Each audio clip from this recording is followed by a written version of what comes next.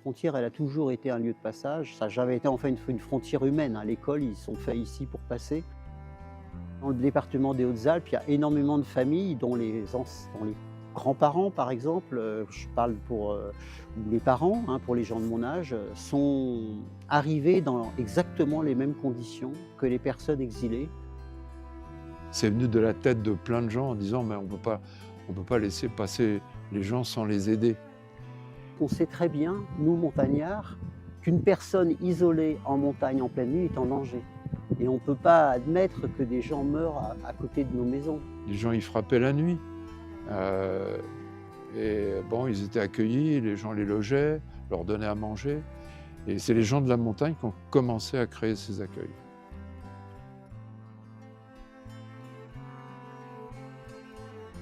Donc on a commencé notre accueil en juillet 2017 et on a accueilli un petit 30 000, 29 000 personnes jusqu'à présent.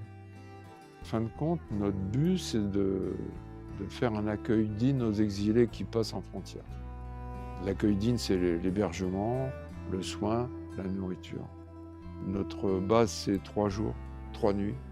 Évidemment, il y a des gens qui ont des problématiques particulières qu'on garde un peu plus longtemps.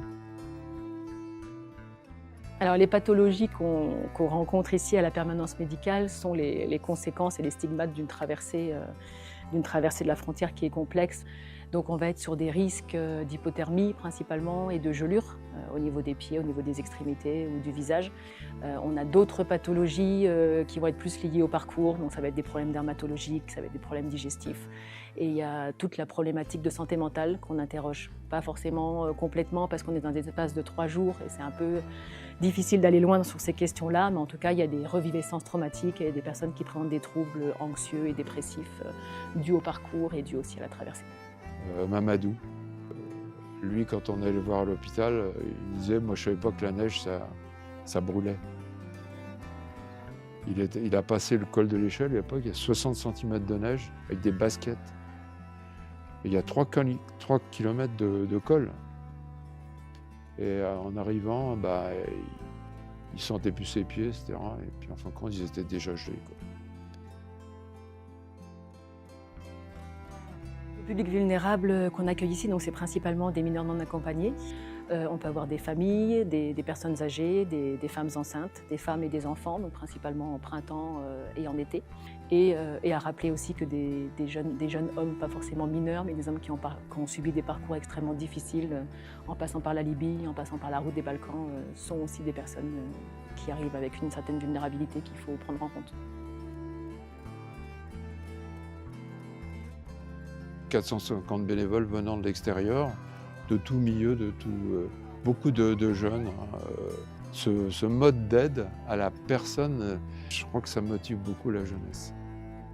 Alors évidemment, il y a les anciens du pays et tout ça qui aussi sont motivés, qui sont là depuis des années et qui apportent quand même un suivi, quoi, quelque part. À ECHO, tout le monde est le bienvenu. C'est vraiment un lieu, un espace de mixité. L'objectif, c'est que les gens se rencontrent, puissent aussi casser les préjugés ou les a priori qu'ils peuvent avoir les uns sur les autres, que ce soit entre les communautés exilées, non exilées ou même au sein de la communauté exilée.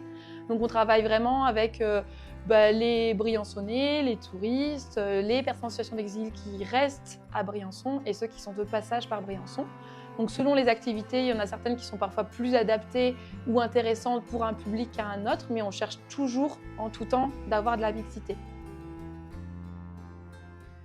À Briançon, on n'est pas beaucoup d'associations, donc chaque structure finalement répond à des besoins bien précis de manière complémentaire les uns par rapport aux autres. On est tous ensemble en fait, dans un même objectif de soutien aux personnes exilées. On a des modes d'action qui peuvent être différents, des visions politiques qui peuvent être différentes, mais on essaye vraiment de se comprendre au maximum et de trouver nos complémentarités. Un tas d'assos qui ont appris à travailler ensemble, ou qui se sont créés.